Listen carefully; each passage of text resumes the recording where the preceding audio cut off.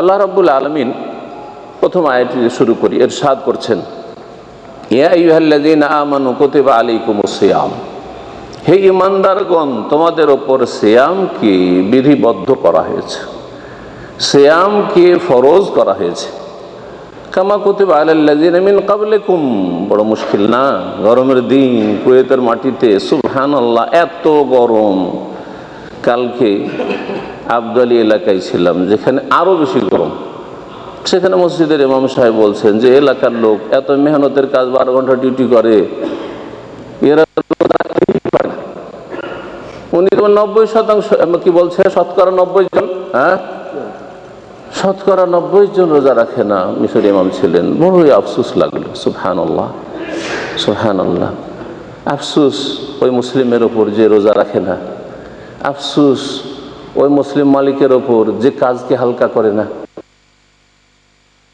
কর্মচারী, হ্যাঁ, আল্লাহ হক আগে সেটা সহজে আদায় করতে পারে, তারপরে আমার কাজ যদি হালকা রাখি, আমার কাজ যদি কমও নেই রমজান মাসে, তো আল্লাহ এর এমন বরকত দেবেন যেটা ওয়ারযুকুহু মিন হাইসু লা ইয়াহতাসিব, মানুষ কল্পনাও করতে পারে যে কোন দিক থেকে বরকত আসে। বরকত এমন একটা জিনিস মানব জীবনে, যেই বরকত চোখে দেখা যায় না, যখন আসে তখন বোঝা যায় যদি জ্ঞান চক্ষু থাকে, আর যখন বরকত চলে যায় বাড়ি থেকে আর মানুষের জীবন থেকে, তখন বুঝতে পারে যে কাদরে নেয়ামত বাদে জাওয়াল। নিয়ামতের মূল্যায়ন করে, মূল্য বুঝে যখন নিয়ামতটা হারিয়ে যায়। সমাজে ভাতৃমণ্ডলী, এইরকম আচরণ রমজানের সাথে করবেন না, না হলে ইহকাল পরকাল বরবাদ হয়ে যাবে, খাসিরা দুনিয়া ওয়াল আখিরা, সব বরবাদ হয়ে যাবে। আগে আল্লাহর হক আদায় করেন, আগে আপনার দিন আমানত দেওয়া হয়েছে, ইন্না আরাদনাল আমানাতা আলাস সামাওয়াতি ওয়াল আরদ, এই আমানত পেশ করা হয়েছে। সবাই অস্বীকার করেছে, আসমান জমিন আর ওয়া হামালাহাল ইনসান, কিন্তু মানুষ বহন করেছে, বহন করেছে। আল্লাহ জানেন যে মানুষের মধ্যে যোগ্যতা আছে বহন করার, সেই জন্যই মানুষকে আল্লাহ প্রস্তুত করেছেন বহন করার জন্য। জি, এমন নয় যে তাকলিফ মা লা ইউতাক, যেটা পারবে না সেটা আল্লাহ চাপিয়ে দিয়েছেন।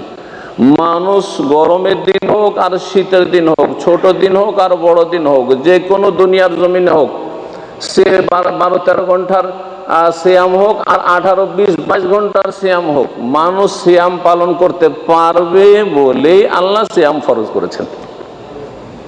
জি, লা ইউকাল্লিফুল্লাহু নাফসান ইল্লা উসআহা, মানুষকে সাধ্যের বাইরে আল্লাহ দায়িত্ব মোটেই দেন না, মোটেই দেন না।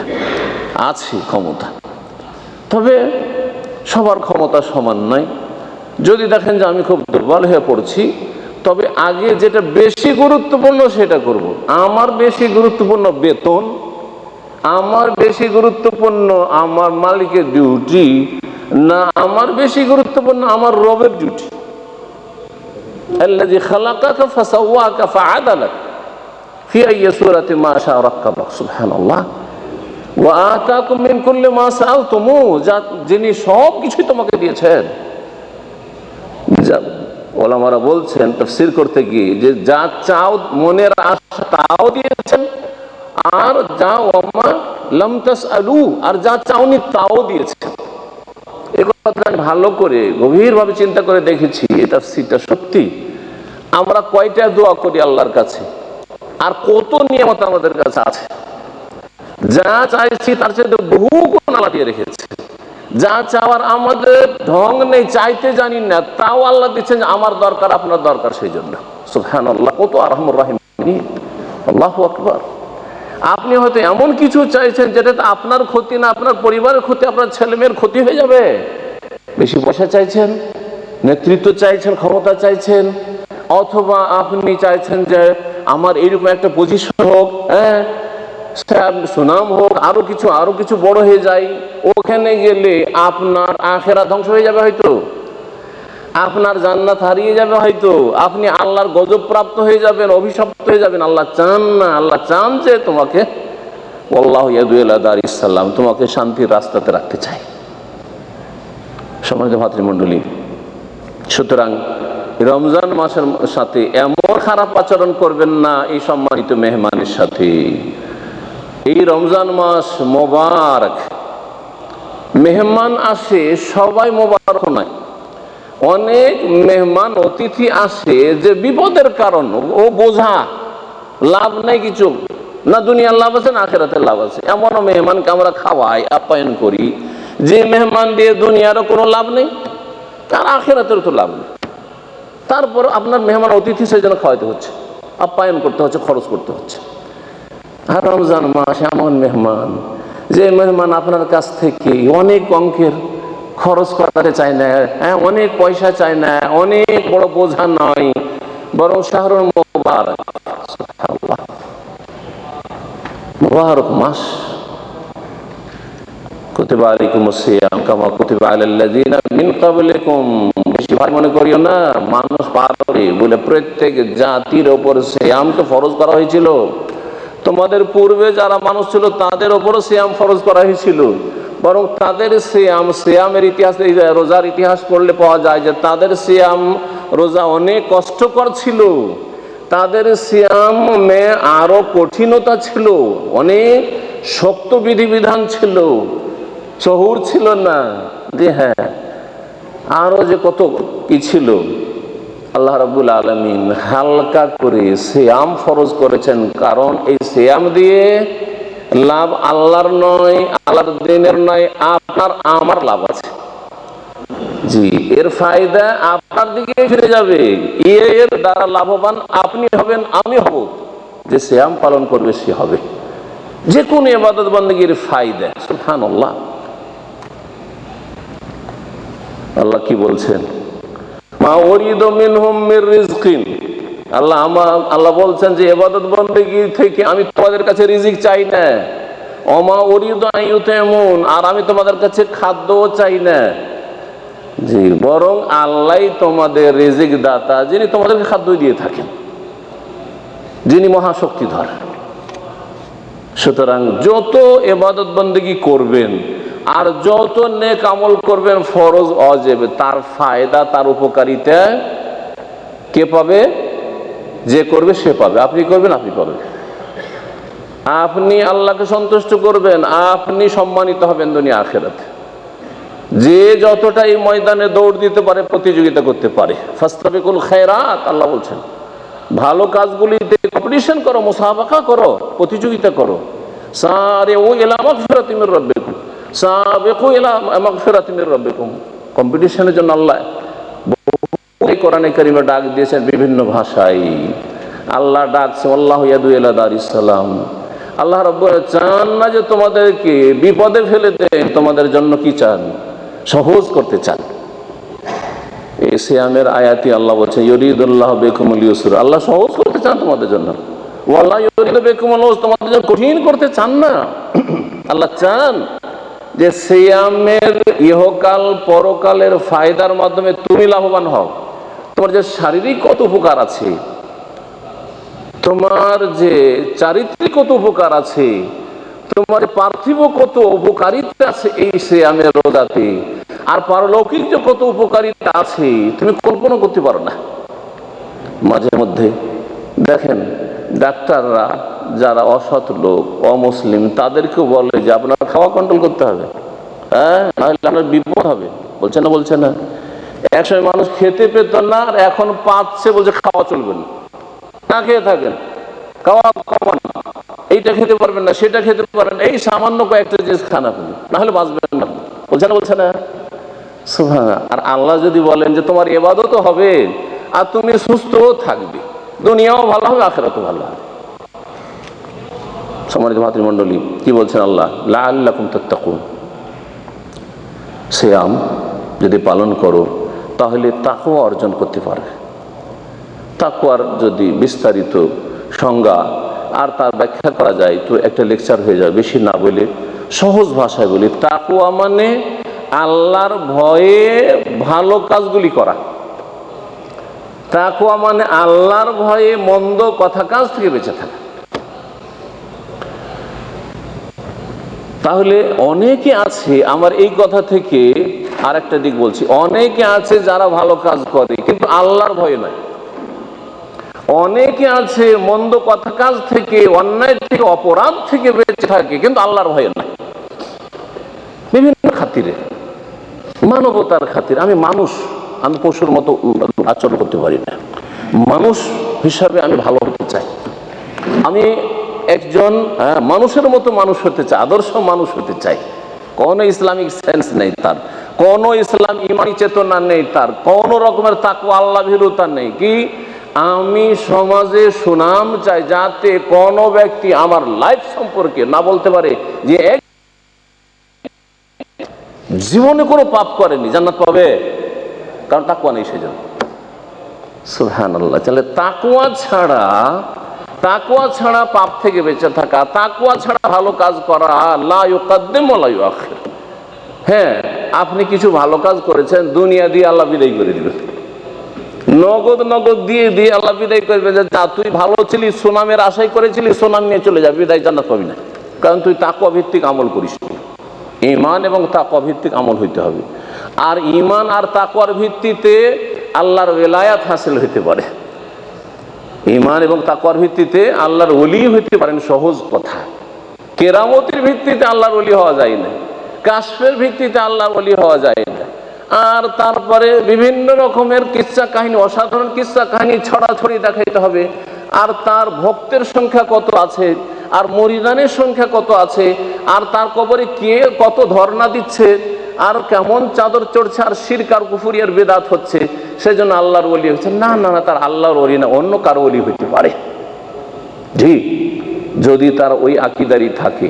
আর যদি তাদের উপর জবরদস্তি করে মারা গেছে, বেচারাকে দাফন করেছে, ওই আকীদার ভালো মানুষ ছিল, আর জবরদস্তি শুরু করে দিয়েছে এসব অন্যায় কাজ, তাহলে তো উনি বেঁচে যাবেন, কিন্তু বাকিরা যারা এইসব হারাম শিরকিয়াতে লিপ্ত হয়েছেন তাদের কঠিন অবস্থা হয়ে যাবে। জি,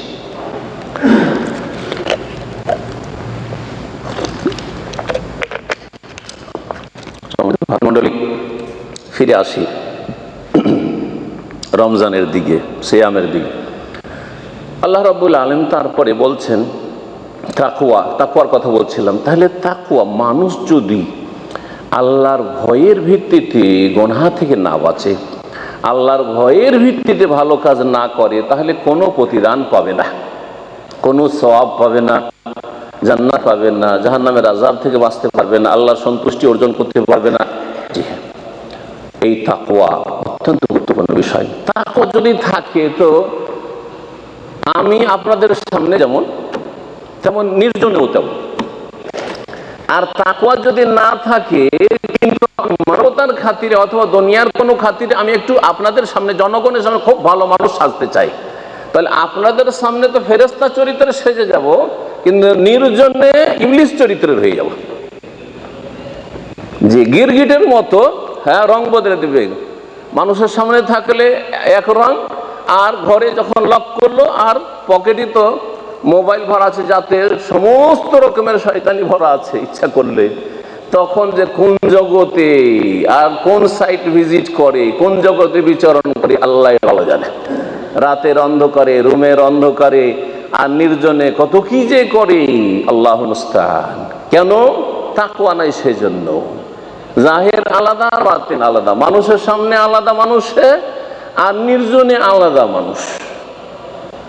কিন্তু তাকওয়া থাকলে মানুষের সামনেও যেমন তেমন, নির্জনেও তেমন। মানুষের সামনে তার সালাতের যেমন কোয়ালিটি, তেমন নির্জনেও তার সালাতের কোয়ালিটি। এমন না যে মানুষ বসে আছে, রে শেখেরা দেখছে আমি তাহিয়াতুল মসজিদ পড়ছি, তখন বড়ই খুশুর সাথে নামাজ চলছে, রুকু সেজদা কিয়াম ভালোই লম্বাই চলছে। আর যখন দেখছে কেউ তো না, তাড়াতাড়ি তাড়াতাড়ি রুকু সেজদা একেবারে নাকরাতুন কা নকরাতিল গোরাব, হ্যাঁ, কাকে ঠোকর দেওয়ার মতো নামাজ। এটা কিসের জন্য? তাকওয়া নাই সেজন্য। আপনার সালাত তাকওয়া ভিত্তিক নয়। দান খায়রাত ওই রকমই। লোকজনকে একটু যদি জানান যে আমি এই কল্যাণমূলক কাজে, দিনের খেদমতে আমি এত বড় কাজ করলাম, যদি জানে তাহলে দেব। আর না জানিয়ে না না না না আমার কোনো মূল্যায়ন করা হয় না, আমি এত ইসলামের কাজ করি কিন্তু এরা আমার কোনো মূল্যায়ন করে না, না, লাভ নেই, কোনো সহযোগিতা নেই। তাকওয়া নেই সেই জন্য। তাকওয়াবিহীন কাজগুলি এইরকম। তাকওয়ার ট্রেনিং কোর্স হচ্ছে সিয়াম। তাকওয়ার ট্রেনিং কোর্সের বিশেষ পিরিয়ড, বিশেষ সময়কাল হচ্ছে এই মাহে রমজান। লাআল্লাকুম তাত্তাকুন। তারপরে আল্লাহ সান্ত্বনা দিচ্ছেন যাতে মাথা ভারী না হয় দুর্বল ইমানের মুসলিমদের। আইয়ামাম মাদুদা, তার হাতে গোনা কয়েকটা দিন, কখন আসলো আর কখন গেল তুমি দিশাই পাবে না। আইয়ামাম মাদুদা। তারপর আল্লাহ বলছেন তুমি যদি অসুস্থ হয়ে যাও বা সফরে চলে যাও তাহলে আরেকটু বেশি কষ্ট হয়ে যাবে রোজা রাখতে, সুতরাং ফাইদা তুমি নাই আমি ও যাও অন্য সময় রেখে দিও, অন্য সময় গণনাগুলো পূরণ করে নিও। আর এই কথাটি দুইবার করে আল্লাহ কেন বলছেন? কারণ যাতে করে তোমার দ্বিধাদ্বন্দ্ব না থাকে, রোজার দিনে আমি রোজা ছাড়ছি, মুসাফির মানুষ, গুনাহ হবে নাকি। দুইবার করে আল্লাহ বলছেন এই কথা। অসুস্থ হয়েছি, রোজা ছাড়ছি, কি যে হবে, ভালো লাগছে না, না আল্লাহ বলছেন না, ইউরিদুল্লাহু বিকুমুল ইউসরা, আল্লাহ তোমাদের যেন সহজ করতে চান, যেখানে মুশকিল সেখানে আসান। ওয়ালা ইউরিদু বিকুমুল উসর, আল্লাহ তোমাদের যেন কঠিন করতে চান না, কঠিন করতে আল্লাহ চান না। তাহলে দিন হচ্ছে অত্যন্ত সহজ। এই জন্য প্রিয় নবী মুহাম্মদ রাসূলুল্লাহ সাল্লাল্লাহু আলাইহি ওয়াসাল্লামের সহিহ বুখারীর একটি হাদিস রয়েছে, ইন্নাদ দীনা ইউসর, দিন হচ্ছে সহজ। দিন পালন করা যেমন সহজ, দিন বুঝাও সহজ, দিন শিখাও সহজ, আর দিন শিখানো সহজ, দিনের প্র্যাকটিস করাও সহজ, আর দিনের ছেলে মেয়েদের স্ত্রীকে তরবিয়ত করাও সহজ, সব সহজ। ইন্নাদ দীনা ইউসর, ছোট কথাই বলেছেন। আমার মনে করি শুধু পালন করা না, শিখাও সহজ। এটা হচ্ছে সহি আকীদার আলেমদের লক্ষণ। দিনকে আপনার জন্য কি করে দিবে? সহজ করে দিবে, জটিল করবে না, যাতে সবাই দিন শিখে আমাদের মতো আপনারা হয়ে যান। কম্পিটিশনের জগৎ, আমার চেয়ে বেশি আপনি নলেজ হাসিল করে নিতে পারেন, জেনারেল লাইনে শিক্ষিত, কিন্তু এত পড়া পড়লেন যে আমাকে পিছিয়ে রেখে দিয়ে আগে চলে গেলেন কম্পিটিশন, হতে পারে না। স্মৃতিশক্তি আল্লাহ দিয়েছে, আর মেহনত করলেন আপনি, অথচ আপনি এই ময়দানের লোক না, কোনো মাদ্রাসা পড়েনি, অনেক এগিয়ে যেতে পারেন না, পারেন না। যখন আমি বলবো যে দিন শিখা খুব সহজ, তখন আপনি এই ক্ষেত্রে আগ্রহী হবেন, উৎসাহিত হবেন, সাহস করবেন, যা পারবো রে, পারবো।